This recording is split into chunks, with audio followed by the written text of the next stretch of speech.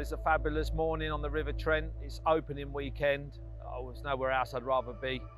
Down by running water at last, and it's been a little while. The back end of last season, I fished up here quite a few times, and it's a growing trend now that the river just is up and down. We seem to have autumn floods, we seem to have winter floods, and getting down here and actually being out of fish effectively sometimes can be a little bit of a battle, and sometimes can be half the battle. But I do love it down here on the River Trent. It is a heartbreaker, but it is also a dream maker. I've had some lovely fish over the last few years when you can actually get down here and manage to fish. I know it starts off in the west, Staffordshire area. It runs down to the east, goes out into the Humber, and there's a lot of good fishing all the way along here. Isaac Walton said it was the best river in the world, and it's actually improved since his day. It is, instead of the mills of his time, it's now dotted with bivvies, and it's always busy along all the stretches, and there are so many clubs you can join and get some of this fantastic fishing on the River Trent. Oh, yep, yeah. I've been caught out many times where you think it's a small one, and then right at the last minute. It's found a snag. There's obviously rocks and stuff down there, and what I do is as soon as it goes into a snag, I just release the bail arm straight away.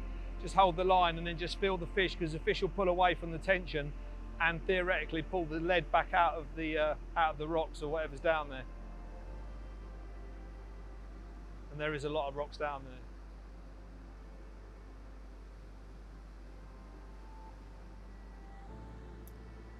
See if that's come out.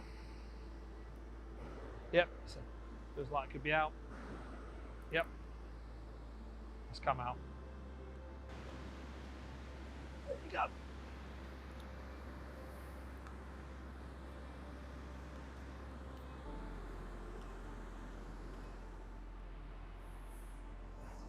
There we go. I'm not going to weigh it. It's about 7 or 8 pounds. Lovely looking fish. On a warm day like today, there's no point in weighing them. Just get them back unless you get a real clonker, and then we'll weigh one of those. But let's get it straight in. As you can hear behind me, the sound of the weir. It's a shame it's not smelly vision, because it's such a beautiful smell as well. And it's something I can smell a long way away before I even see the water. I can smell a weir pool, and it's a beautiful smell. But we are here at Gunthorpe today. It is a private little bit where I am now, but it's available to all anglers downstream. It's available on a day ticket, as a lot of the Trent is, and the fish are fish, they move. But where we are in the weir pool at the moment, it's early summer, it's June, it's opening weekend, and Barbel are going to be in the weir pool because that's where the oxygen is. That's where the oxygen is, that's where the food is, and that's where the Barbel are. So actually in the spot I'm sitting now, about 3 seasons ago, and it was really when I realised the effectiveness. Previous to that, I thought the Trent would be an out-and-out Boilie or pellet river.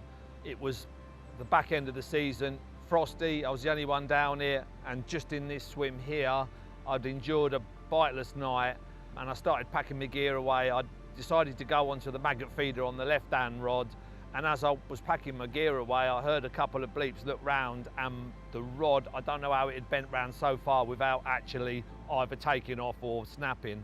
And that was the revelation. That was when it hit me how good, and like smaller rivers like the Ouse where I fished before, Maggot feeder will work, and it will work effectively. And that fish was 15.8, a really fat winter fish. And after that, I just thought, I'll always fish one rod on a Maggot feeder, whatever time of year, and it's proven to work. I have had a handful of fish over 16 pound, and when you catch them on the Maggot feeder, it's so much more rewarding than casting out a Boilie and sitting behind rods. You have to work at it, and when the rewards come, it just feels so much better. Last season I had 2 fish over 16 pound as the sun's going down. Another day where it was tough going. They weren't particularly having the Boilie. Sometimes they won't have a Boilie, sometimes they won't have luncheon meat, sometimes they will, but they will always have Maggot. One of the main points, especially fishing a Maggot feeder, is accuracy. You've got to be landing within a sort of 4-foot area of where you've put your hemp and your maggots. There's no point in casting all over rivers. All you're going to do is get snagged up. And one of the things about this river, it changes year on year.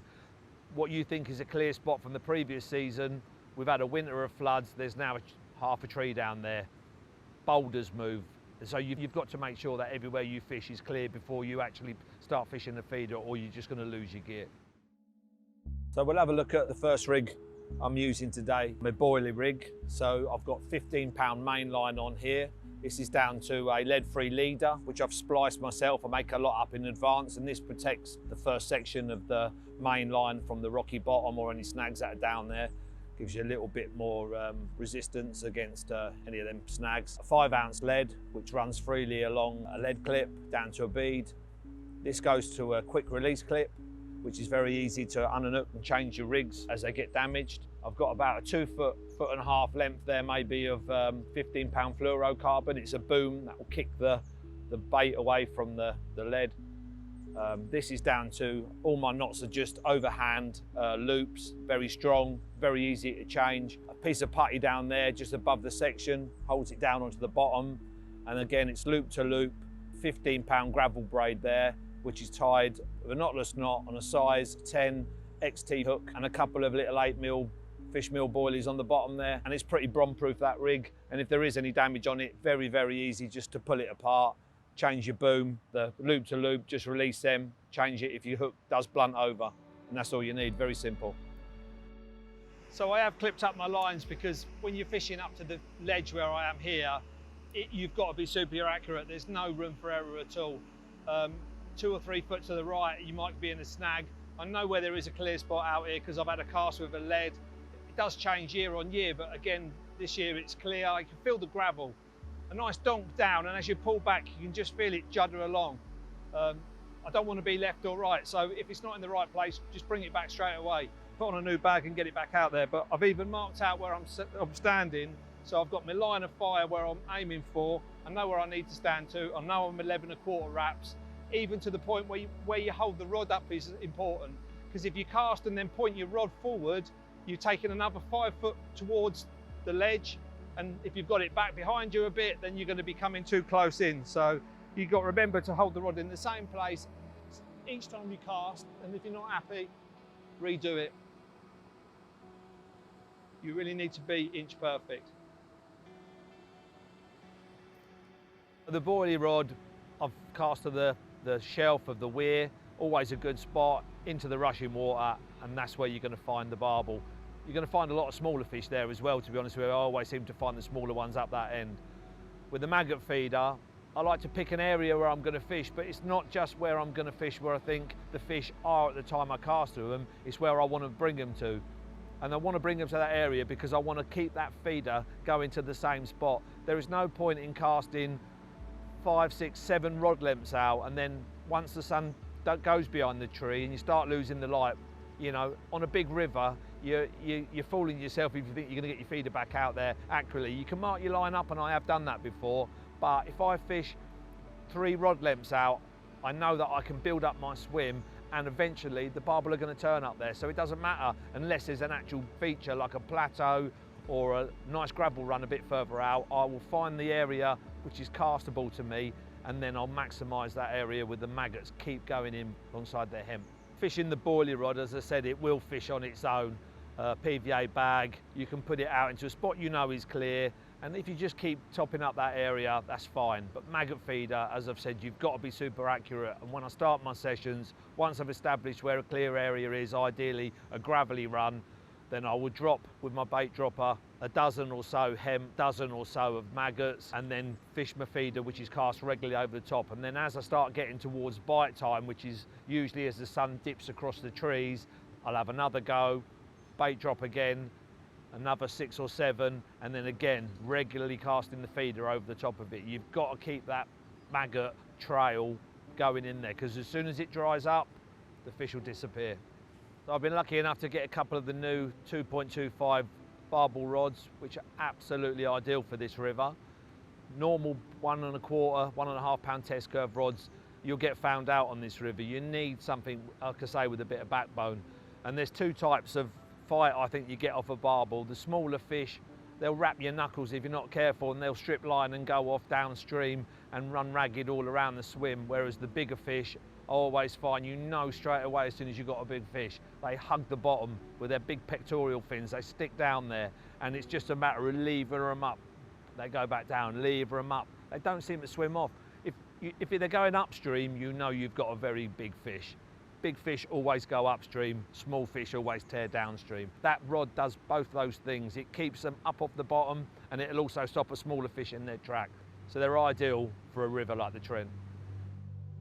My second rig is very much the same as what I've just spoke through. A 15-pound main line, a lead-free leader, and this is my Maggot rod, which is my favourite type of fishing here on the Trent. I use a very, very heavy, large Maggot feeder. You need to get a lot of bait down there. You don't want to be mucking around. Well, you wouldn't even be able to get away with a 40 or 50 gram feeder down there. It'd just be all over the river. So I overgun it. This one's about 6 ounces, I believe. I want it going down there and I want it to stay in place. And this river does change and it does come up and down during the course of 24 hours. And that difference in a foot of water, if it comes up overnight, is enough to budge your feeder along. And I want it to go down there and I want it to stay down there. I don't want to keep losing these. But again, it's on a running rig. A slightly longer boom. I just prefer a longer boom when I'm maggot feeding. I don't want the barbel. They seem to shy away from a maggot feeder. They'll feed on the maggots obviously downstream, but they seem to spook off them. I've seen that in clear water. So just one of them things that I'm used to, having a slightly longer boom. That's probably a sort of 3.5 foot, but exactly the same, loops to loops, piece of putty around the bottom knot just to pin it down. And then the business, then the important bit. This is 12-pound gravel braid. I just use a smaller diameter of braid purely because I'm down to a 14 hook here, and it's a little bit, with my old eyes, a little bit less fiddly, trying to push 15-pound braid through a size 14 eye than it is 12. It's just a little bit easier for me. Still strong, and you're going to land every barbel on the river on 12-pound gravel braid. There's nothing that's going to break that. And then I just hair rig 2 fake maggots because, as we've seen in the last sort of few hours, the minnows and roach, when they move in on it, they'll just strip that bare. And I always want to know that I've got at least 2 fake maggots on there. And these are buoyant and they will just sit up off the bottom like that. Just sit up a little bit. Don't bother the barbel at all. In fact, it's more natural because when the barbel are down there feeding in the gravel, they're kicking up. They're kicking up the maggots, and the maggots are going further downstream. So it's more like a wafter, if you know what I mean. Because by the time you've loaded up that size 14 with 4 or 5, maybe 6 maggots, just sit down there perfectly, and we've seen it work last night. Again, it's just loop to loop, very easy to chop and change when you need to change over the hook. But I will speak a little bit about these hooks because they are a revelation. They really have done the business for me. The last 2 seasons I've been trying them out. So many times when you're casting, especially a maggot feeder where you're casting regularly, it's not leave it out there and leave it out there. You've got to keep the swim topped up. And it's very easy, and you do get through a lot of hooks. And these ones just seem to last so much longer. When you're pulling them back in, you always get a little snag, or you might bounce off something. But with it having a slightly beaked point on there, it just protects it that little bit longer before you have to change it. And instead of having to change it every 3 or 4 casts, you know, sometimes I haven't even changed it at all. Just run my thumb across it, and it's perfectly sharp. And the litmus test for it is when you go to put your maggots on there, because if your maggots just don't go ping, ping, ping, go on there straight away. If you're having to struggle to get your maggots on there or they're bursting, change your hook because you know it's burred the end of it. But with these, every time maggots just slide on so easily, you know you've got a super sharp hook. And yeah, I can't sing their praises high enough. They're the size 14 Barbel XTs. So we got down here yesterday morning. It is opening weekend on the rivers, and it is traditionally a tricky time. We always think we're going to have it off, but it doesn't always pan out like that. The conditions have been very warm, not an excuse. We just knew what we were going to be up against. But I had a couple of fish early doors on the Boilie rod, which I expected, a couple of smaller ones, which was nice to get. Things went quiet during the heat of the day, which I didn't mind at all. But I knew as soon as that sun went behind the trees, there was going to be a good chance that that maggot rod would kick in, and that's how it panned out. About 6 o'clock, the rod arched over, and I was saying when we first got down here, the bites when you're fishing underneath the rod tip, it's like the program Wicked Tuna. You get a couple of bleeps, and then the rod just folds over, and it's fantastic. The reel starts spinning, and you get on it as quick as possible. Oh, yep, yeah.